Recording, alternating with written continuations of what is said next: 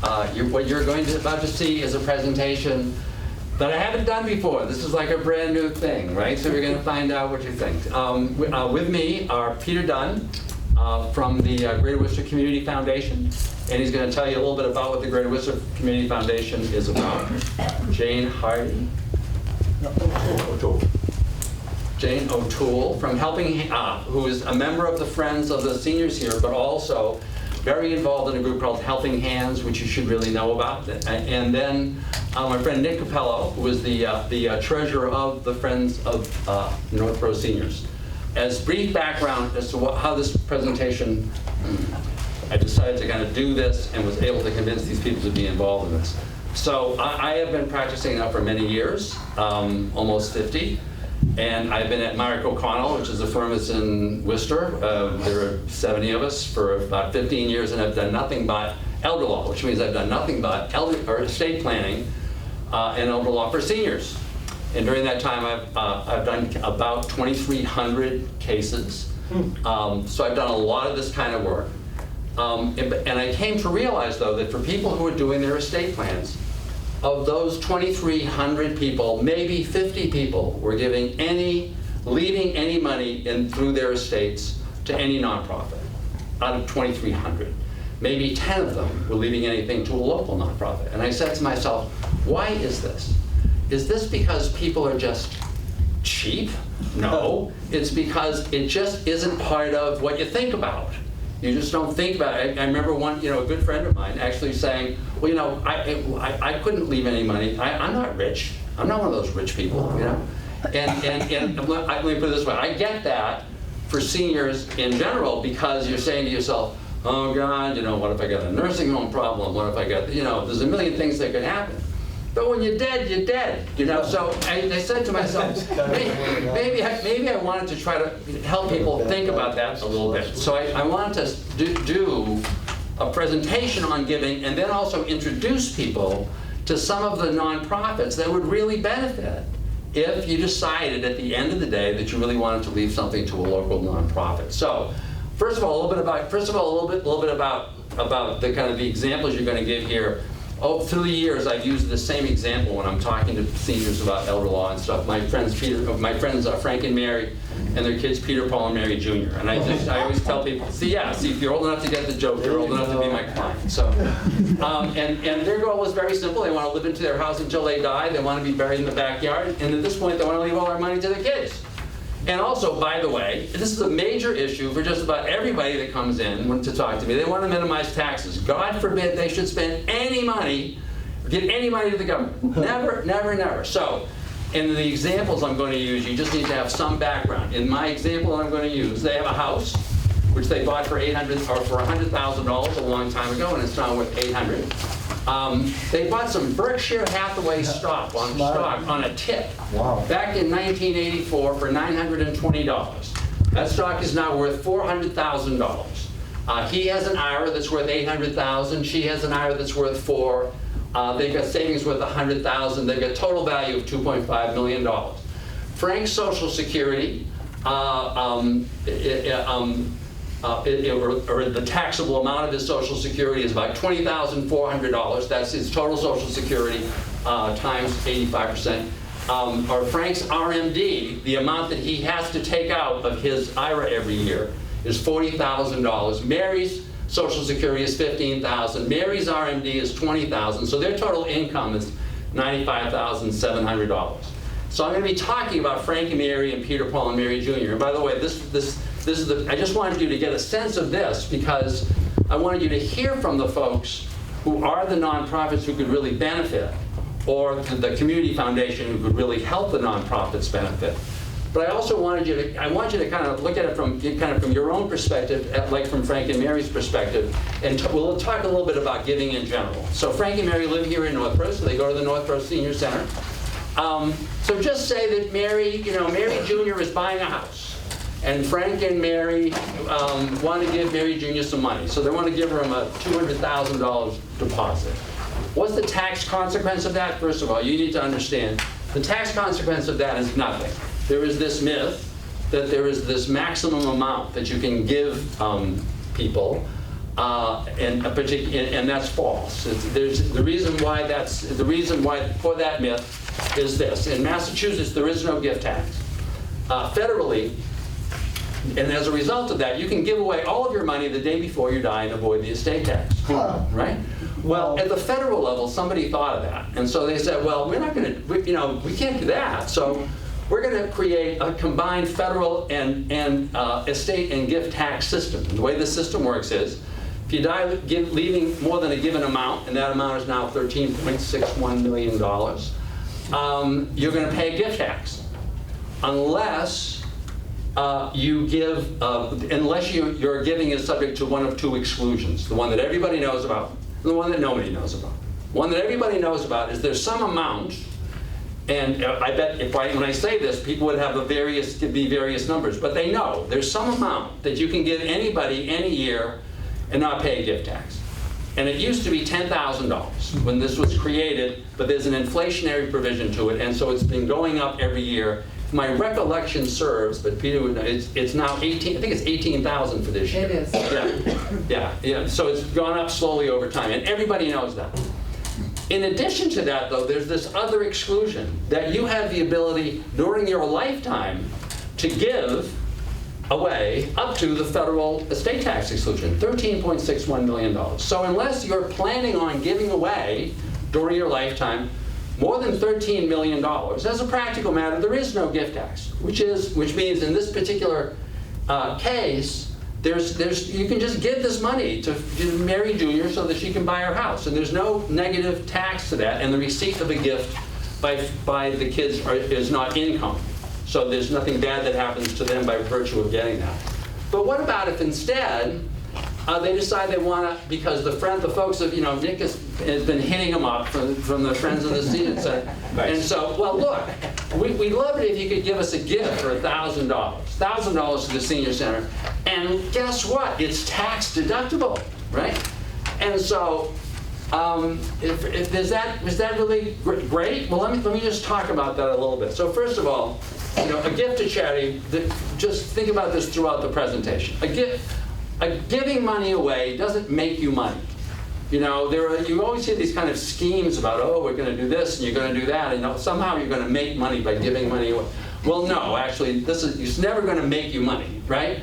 What a gift was, but one of the goals of your giving may be what I'll call smart giving. That is, giving in such a way that you're getting a matching gift from like the IRS. Or from the Department of Revenue, because what you're giving away is money that otherwise you're going to have to give them. And so you're really getting a matching gift. So in this case, Frank, the question is this $1,000. Tax, yeah, so it's true that if Frank gave $1,000 to this Friends of the Northborough Seniors, it would be tax deductible, except the standard deduction now for a senior, for Frank and Mary as a couple, is $32,300. The only time that this tax-deductible gift is worth something to you is if all of your itemized deductions put together get you to more than $32,300, right? And by the way, if you make it, if Frank and Mary made it past that number, well then their federal tax rate would be 22%. Their Massachusetts rate is 5%. So they would be effectively, when they gave away that $1,000, they'd only be really giving $730, and the IRS would be paying $220, and the Department of Revenue would be paying $50. But it only works if you're over that magic number. And just nobody gets to that number, because what are your deductions when you're a senior? You got no more mortgage, chances are, right? There's a cap on the amount that you can deduct for your real estate taxes, right? Those used to be the two big ones, right? So you just never get there, right? And by the way, if you're Frank and Mary and you were at that level and you wanted to really give $1,000 to the Senior Center, then what you would do is you would give them instead of giving them $1,000, right? You would give them $1,370. Because of that $1,370, you're really only giving them $1,000, right? Because the IRS now is not being paid the $300 that you would have paid them, right. And the Department of Revenue is not being paid the $70 that you would have paid. But what about this as an alternative? What about if during your lifetime you decided that you were going to say, well, instead of giving the friends $1,000, what I'm going to do is I'm going to take $1,000 of the money that the government was going to give me and was going to make me take this year. That's my IRA, my required minimum distribution, which, if you recall, in Frank's case, was like $40,000 because he has a lot of money and he's 80 years old. And every year, the older you get, the bigger your required minimum distribution. Even though, for most people, the older you get, the less you need the money because you're not traveling, you're not doing stuff, right? But they make you take this money so they can take their share. So suppose instead you say, and this applies also to the required minimum distribution, right? Suppose you said out of the $1,000 that I was going to get, before the end of the year, and it has to be done before the end of the year, I'm going to call the administrator who is administering these funds and say, can you just send a check to the Friends of the Northborough Seniors for the $1,000? Now, once again, it has to be before the end of the year. You can't give the money. The administrator has to give the money to the Northborough Senior Center. If you do that, then it's not affecting your current income, right? It's being subtracted from your current income. You're not paying any tax on it, which means effectively you're giving away the $780, and the IRS is basically providing the subsidy for the $200, right? So if you're thinking of giving during your lifetime, this is like a great way to give, because you really do derive the tax benefit. What about giving stock? Excuse me. So remember the stock that they have, and it's worth $400,000, right? And they paid effectively nothing for it. So their tax basis on that $400,000 is like zero, right? So they give away $1,000, the stock. They give. If suppose instead of giving a check, which as you saw, it doesn't really do anything for them to the Friends of the Northborough Seniors. Suppose they gave the Friends of the Northborough Seniors shares worth $1,000. Right? So now, when they give those shares away, as a result of making that gift of the stock, they're not having to pay the capital gains tax on the capital gain that they would have had to pay if they just cashed out the stock. And if they had cashed out the stock, they would have been paying about 15% federal income tax, capital gains tax, and 5% state. So if they just give the Friends the $1,000, and the Friends then cash it in, they get all the money, they don't pay any tax. Effectively, Frank and Mary have really given away $800. Right. The IRS has chipped in $150, and the Department of Revenue has thrown in $50, right? So there's really there are ways, if you decide that it's worth giving, even during your lifetime, and I'm going to answer all questions at the end, but if you decide to give it during your lifetime, these are probably the ways that you want to give, right? So now, let's talk a little bit about death. So, Frank and Mary's greatest fears. Death? Well, yeah, but you get to our age, and like death is death. I mean, for your kids, they freak out when you talk about like, oh, you're never going to die, right? No, actually, I am going to die, But one of the biggest, there's a big fear, and that's frailty. And the other big fear, which is related to the frailty, is running out of money before you die. Everybody's really worried about running out of money before you die. But when you're dead, and you don't need the money anymore. So it's really an ideal time to be thinking about legacy giving. And so your question then is, so does Peter, Paul, and Mary Jr. really need all of the money that you have, right? Now they may need some money, right? I have to say that once again, for most of my clients, for many of my clients, their kids are doing better than they are, right? So, the kids are all often grown up, and they're kind of like, or they don't have kids, or whatever. So the question is, do they really need it all? Now, if they do, well, then they do. You have a child who is disabled. You've got kids that are really in need. You're going to take care of your kids. But suppose that you decide they don't really need all the money. And you decide, for example, that you want to consider giving some money to the Friends of the Senior Center. Now, you'd want to give it to the friend. You certainly would have the option of giving the money to the town of Northborough. But no one's going to do that, right?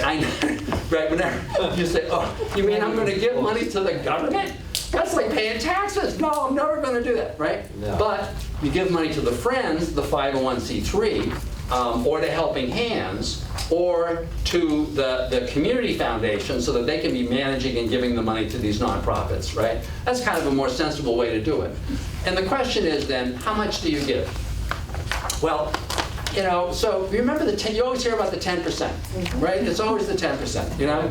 And so I actually asked my son-in-law's father, the rabbi. I said, so did God really say that? He said, oh yeah, God really said 10%. I said, where did he say that? And he immediately says, Deuteronomy 14:22. I said, how do you know that? He said, I'm a rabbi, I read the book. You know, I know this book. Right? So it's 10%. Now, you can decide when you die that despite what God has told you, you're not going to give the 10%. Now, there may be repercussions to that. but you know, you may. But assuming you know, that if you don't want those repercussions, and you're kind of worried about this. Interesting. Well, then think about this. Remember, Frank and Mary had a total estate of $2.5 million. Suppose they decide that they're going to give $250,000, 10% of $2.5 million to the senior center, which means that the rest of the money, 90% of the money, is going to Peter, Paul, and Mary Jr. So Peter, Paul, and Mary Jr. are each getting $750,000, right? So if they had died leaving an estate, a taxable estate in Massachusetts of $2.5 million, they would owe $39,680 in estate tax, right? The estate tax on $2,250,000 is only $19,680. So they actually would have dropped their estate tax. This is once again the Department of Revenue making a matching contribution of like $20,000 because they would have avoided the estate tax. By the way, if they actually gave away $500,000 to get their estate down to $2 million, their estate tax would have been zero, right? But then I want to talk a little bit about, you know, they're giving away, that's in general as far as the estate tax is concerned.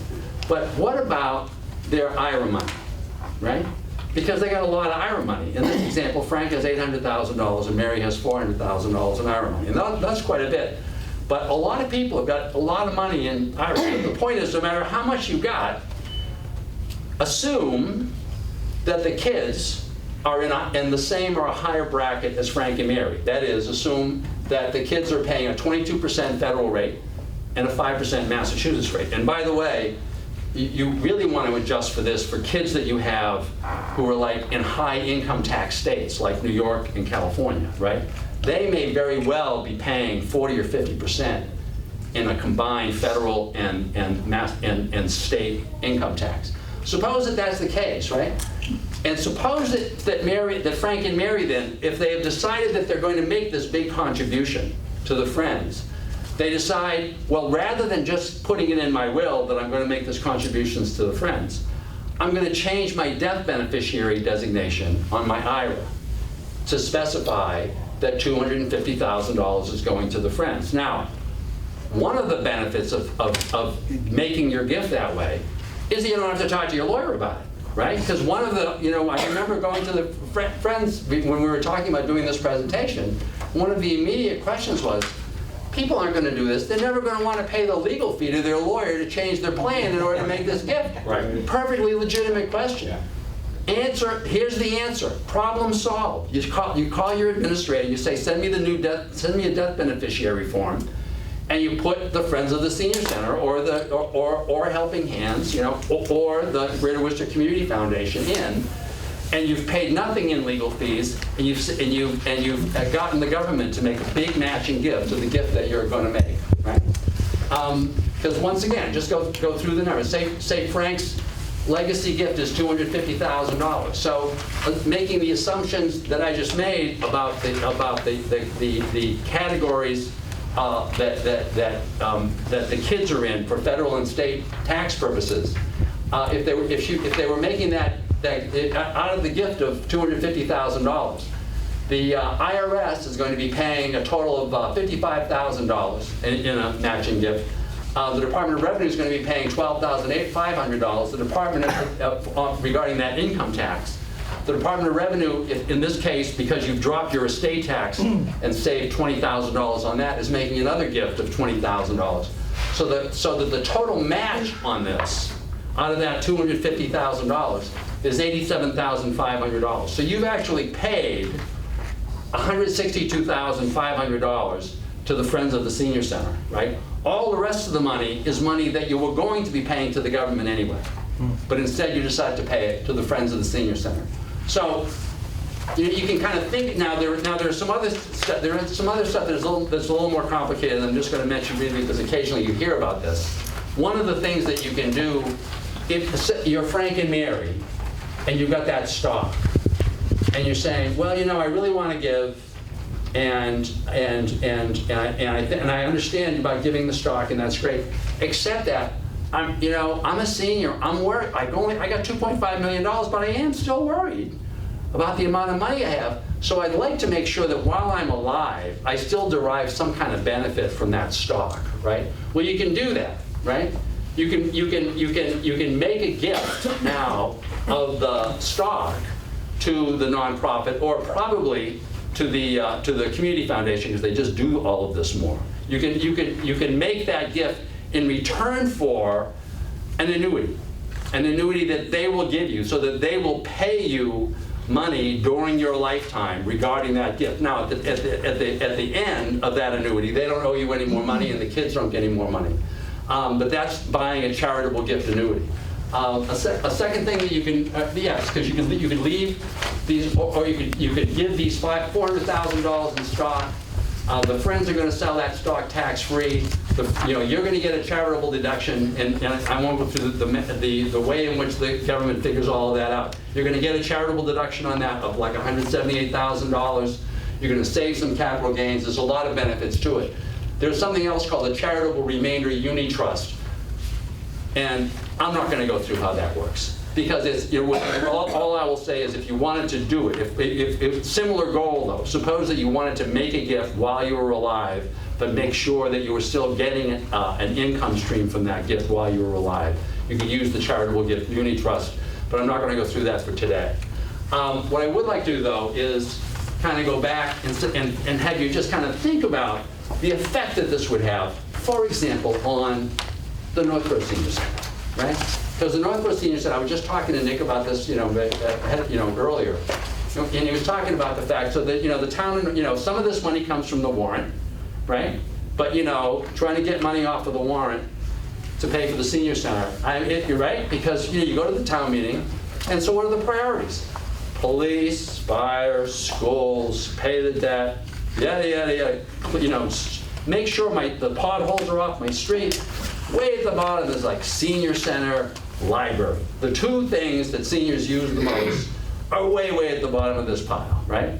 So as a result, Northborough now, you're getting, say, would you estimate a little over $300,000? From around $300,000 from the town. Just from the town, and then you get some state money. We get some state grant money that brings us to about $450 to run this whole place. Right. Wow. Right. Which is substantial, by the way. And the money that you get from the Friends is much greater than most Friends organizations raise and pay. And what the Friends have done in terms of specifically supporting this place, and I always think of the cafe, which would have been, which is really something that really makes this senior center. Yeah, I'll talk about that in a minute.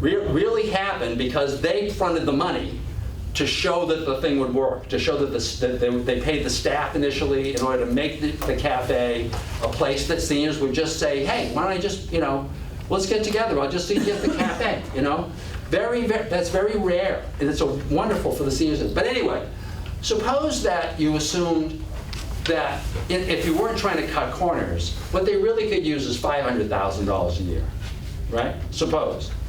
Now think about those, like the legacy gifts, right? Because remember, if you're getting a legacy gift of 10% of $1.5 million, you're getting $150,000, right? So the question is, how much money would it take in an endowment to make sure that the senior center got a check for $500,000 every year? No town meeting, no warrant, no grant writing, we're done. We just get the check. Or, alternatively, we get that check and therefore we're able to do all this other stuff because we know that our base of $500,000 is covered. So how much would you need to do that? It's simple math, right? What you start off by saying, you use what the pros use, who would tell you, how much, if you gave us some money, how much would you need to give us so that we could give you back 4% a year forever? Forever. The question is, how much money do they need? Well, it's simple.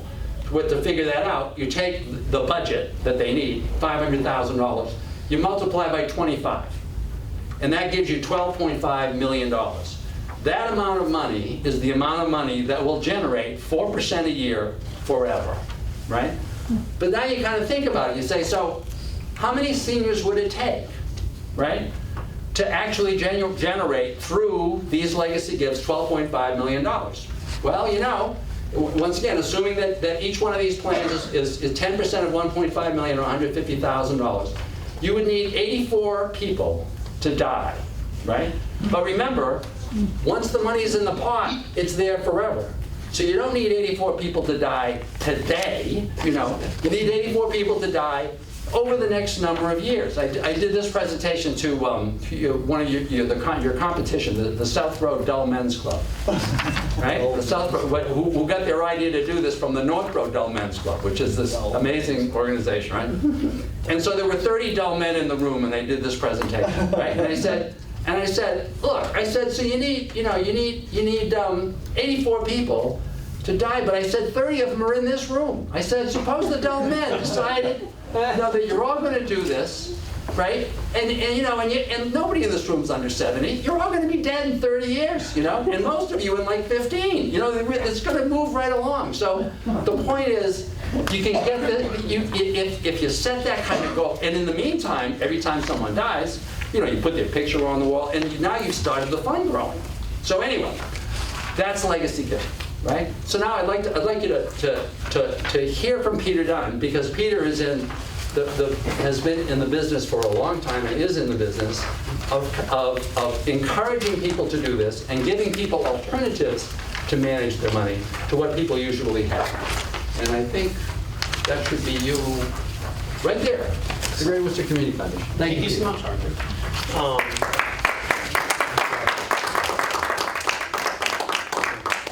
Arthur just covered in like less than 30 minutes an extraordinary amount of tax law and interesting incentives in charitable giving. I'm going to cover in a very short period of time some ideas to share with you about how you can be charitable if you have a very place-based focus. So, my name is Peter Dunn. I'm the president and CEO of the Greater Worcester Community Foundation. I live in Worcester, but I've been involved in this type of work here and in Syracuse and other places for about 30 years. And I'm actually a recovering lawyer. So I practiced law in my early years. He lost his hair early. Yeah.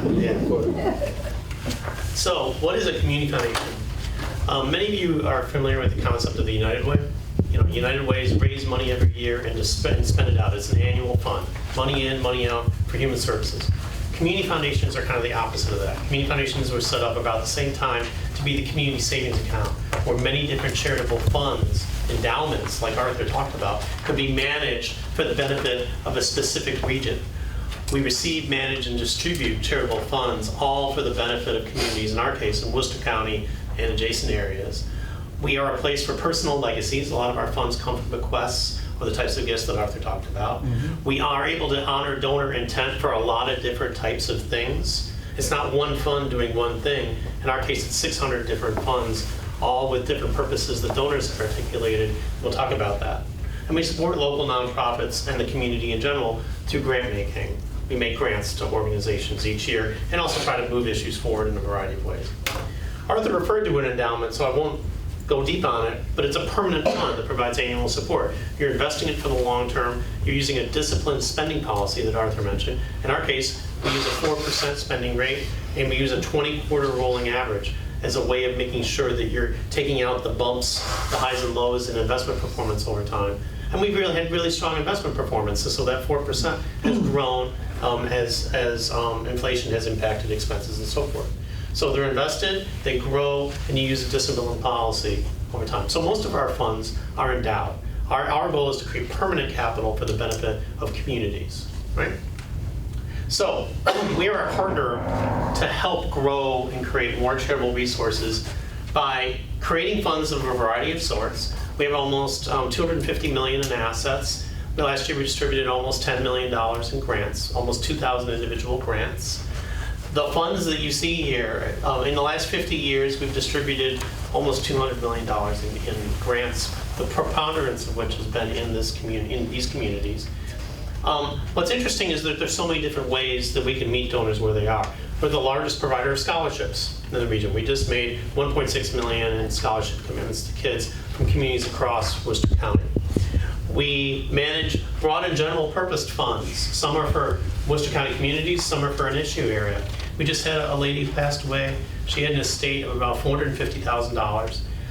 After some debts were paid, she had about $400,000 left. Half of it went to a couple of friends. She had no children. The other half is coming to the Community Foundation to create a fund named for her, specifically for animal welfare. She had no children. Animals were really important to her. We'll make grants to animal welfare organizations in communities around Worcester County in her name on a perpetual basis. What's great in that case is those organizations sometimes come and go, but that endowment will stay. And we'll keep making grants for animal welfare. We have dozens, more than hundreds of funds, some for youth, some for specific communities. We have a fund for Leicester, we have a fund for Millbury, we have funds for different communities. And then we have designated funds that are for specific organizations. These are my 5 favorite nonprofits. I want to endow my annual giving. I'm making a $250,000 gift like Arthur talked about. And so I know that $10,000 a year is going to go to those organizations. However, if the church gets closed by the bishop or the nonprofit closes because their budget goes away, the Community Foundation is able to keep the money going to the other organizations or things that I care about. So these are all examples of ways that we can create funds with people to match their charitable visions. And the funds at the foundation range from $10,000 at the smallest, for an endowment, a fairly low entry level, all the way up to $15 million. And I heard you guys talking about Mary Cocaine from the Tabletop Pies. She left a very large bequest to the Community Foundation last year and created 3 funds. She created a scholarship fund for first-generation new Americans as her family immigrated from Greece and Italy. She created another field of interest fund specifically targeting communities who are new Americans, again, because that was the legacy of her family. And then she created a donor-advised fund for her children to be involved in making grants. So we manage those types of funds as well, where we're managing the money, but the family is deciding where the grants go. So lots and lots of different things. We're involved in a lot of different things that affect a lot of different communities. I made the mistake of going to the Northborough Library before coming here, because I had a library in my head. We managed the endowment for the Friends of the Library. So I was like, I'm going to the library, but no, I'm coming to the senior center. So I now know more about both places. Last year we made $2.5 million in general community grants to nonprofits across Worcester County. Those were for broad and general purposes and for projects. I mentioned the scholarships. We just started a new data site with the Worcester Regional Research Bureau. You could go on Worcester County Insights, look up every town, including Northborough, and see statistics across 60 different indicators. You want to know about housing burden, you want to know about poverty rates, you want to know about educational levels. All that is available at your fingertips at Worcester County Insights. Creative Worcester County, we're deeply involved in arts and culture in these communities. You see it in our annual report. We talk about it a lot. We're getting more involved in affordable housing and finding creative ways for a philanthropy like ours to be involved in supporting those who are developing affordable housing. And we've created a nonprofit support center. We're really interested in helping nonprofits do their work better. So we do seminars, we offer grant making, we do a variety of different things to help our nonprofit partners do their best work. So I'll close with just some charitable ideas, and Arthur already talked about some of these, thankfully. We talked about giving stock, an underappreciated way to give more and give better by avoiding capital gains on existing assets. We talked about charitable IRA rollovers, also called qualified charitable distribution, or QCDs. You can do up to $105,000 if you're over 70 and a half. It's another great way, as Arthur mentioned. Donor advised funds are also a great tool. A cool concept is to share. Arthur talked about the limits on itemizing deduction.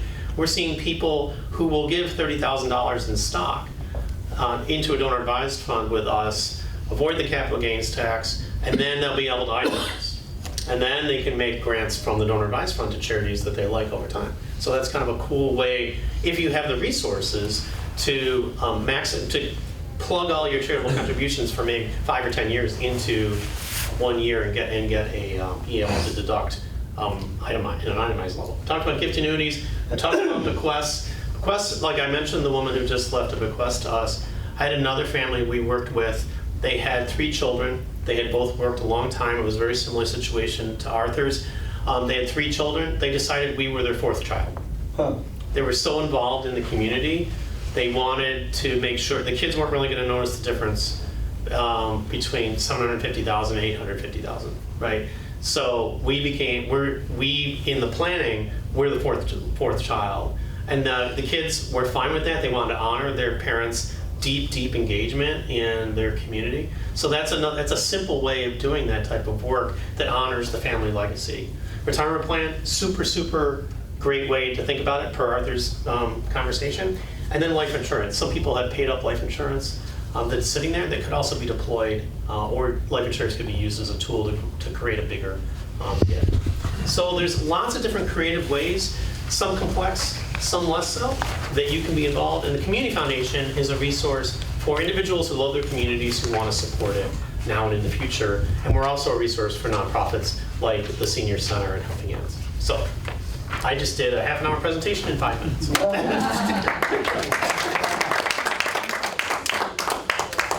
by the way, I just had a very similar example to this. I had a couple, a nice, older couple.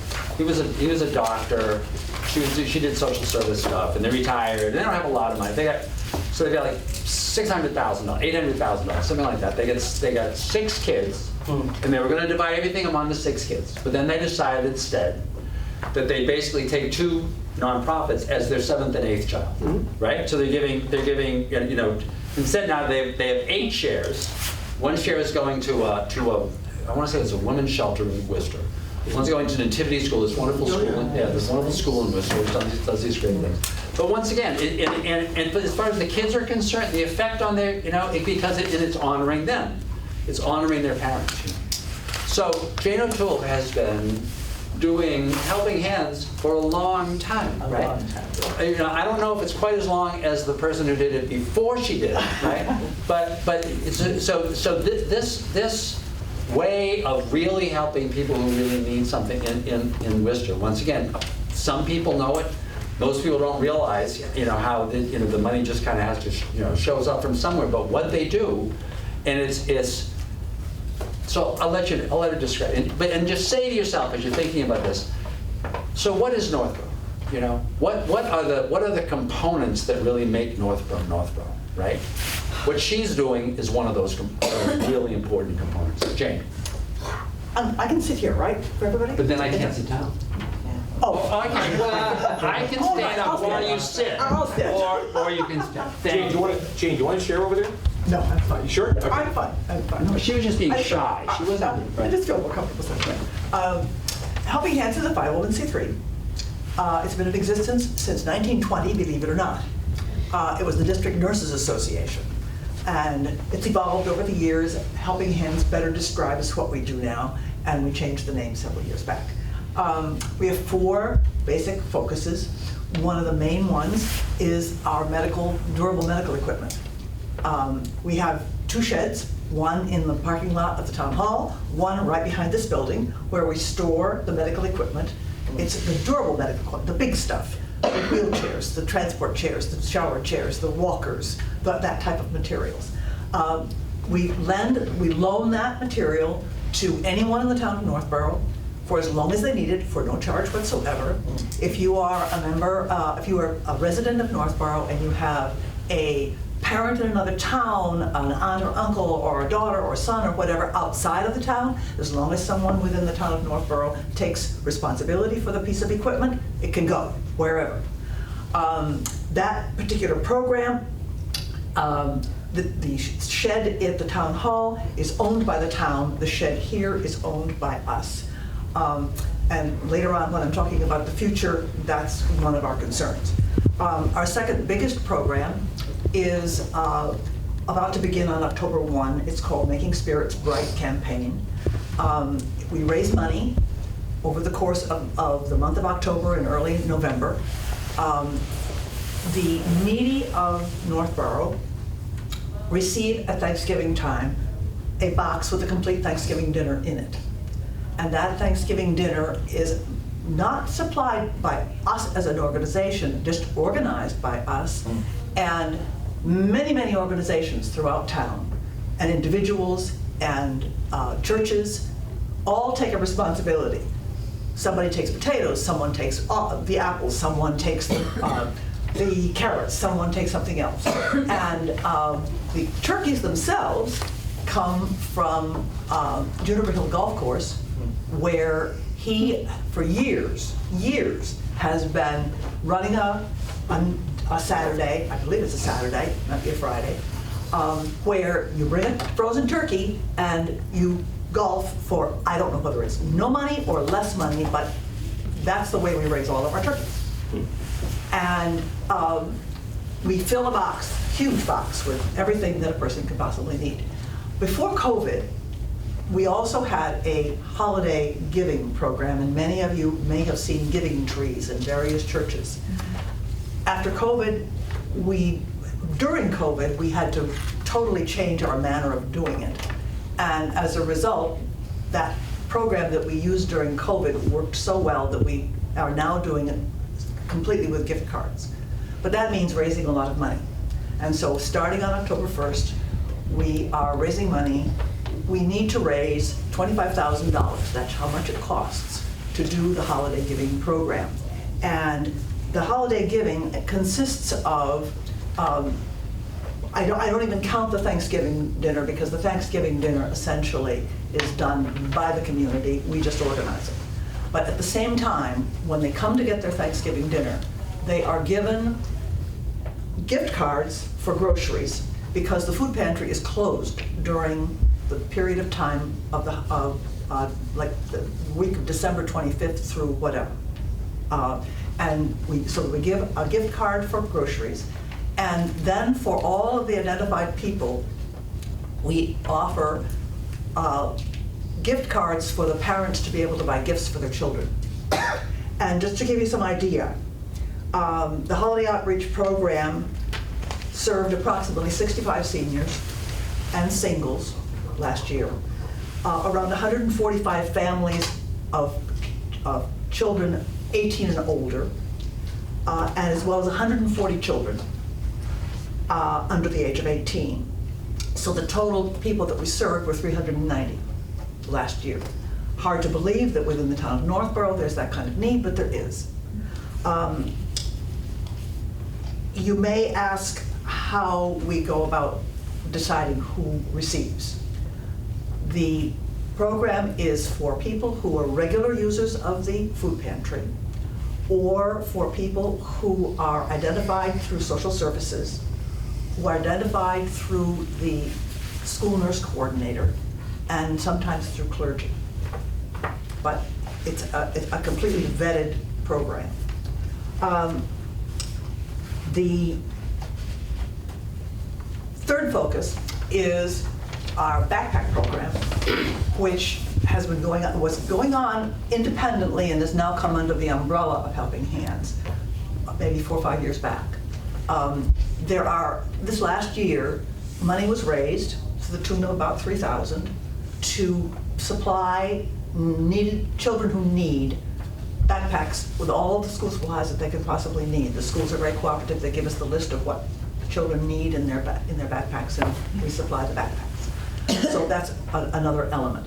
And the fourth element is that we have an emergency fund which helps on a one-time basis to give people a leg up who are in need of oil assistance, rent, car payments, all kinds of different things. And that also comes through Youth and Family Services. And that after Youth and Family Services has found all the other services that are available to that client, and there's something above and beyond that, they will come to us. And we have a certain limit to the amount that we give to each individual on a one-time basis. to help out. And so basically, that's Helping Hands.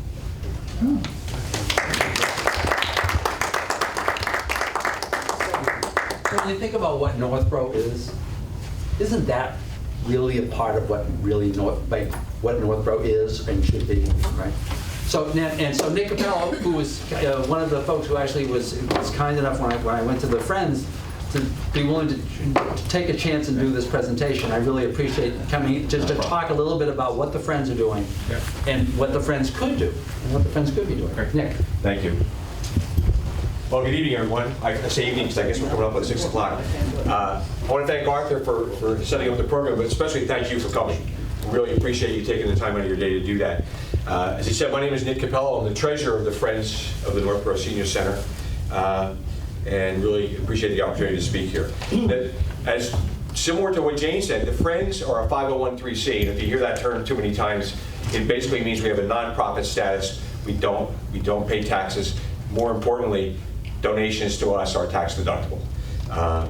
And we follow all the laws as prescribed by the Secretary of State, because we are in fact a formal corporation. Some people think we're a club. We're not. We're a formal corporation, and we have a set of bylaws, and we have to run by those in order to provide the services that we do. So what do we do? Okay, essentially we work in conjunction with the Council of Aging to provide support to the Northborough Senior Center for programs for which they don't have the funds showing up in their budget from the town. They get a very, very small amount of money from the town to provide programs. So any of you that may have come here and seen and joined some of the programs, maybe you've come here for the breakfast that took place during the summer where we had town officials in, or at St. Patrick's Day, or Valentine's Day, or the Flowers and Mother's Day, things like that. We pay for that because there's no funds in the senior center to take care of that. So we sponsor that for them. How do we do it? How do we get the money? Well, we have a couple ways of raising money. One, and most of you probably know, if you live in Northborough, you know this, you get a letter from us every year called the Annual Appeal. And we use that. That's our largest fundraiser during the year. But in addition to that particular fundraiser, we've also received a few generous gifts very similar to what was described here. Not the same scope and amount, but some gifts from people's estates. One of which was designated for a particular purpose, and I'll tell you about that in a second. The other one was just general use. You can use that money for whatever purpose you want.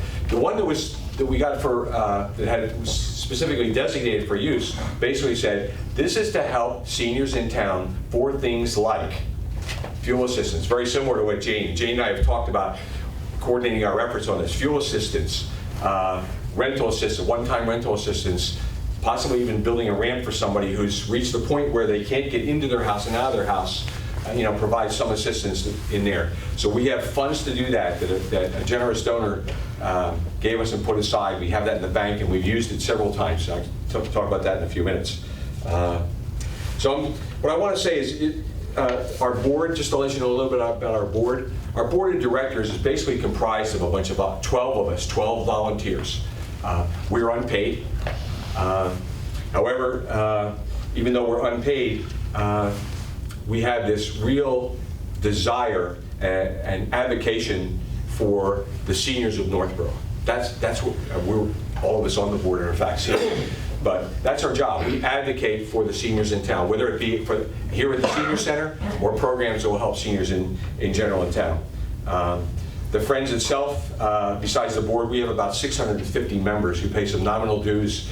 And if you're in town and you're over 62, is that right, Jan? Did I get it right? 60. So over 60, you get one of these Northborough Times every month. Mm-hmm. If you're out of town, but you join the Friends, you get it also.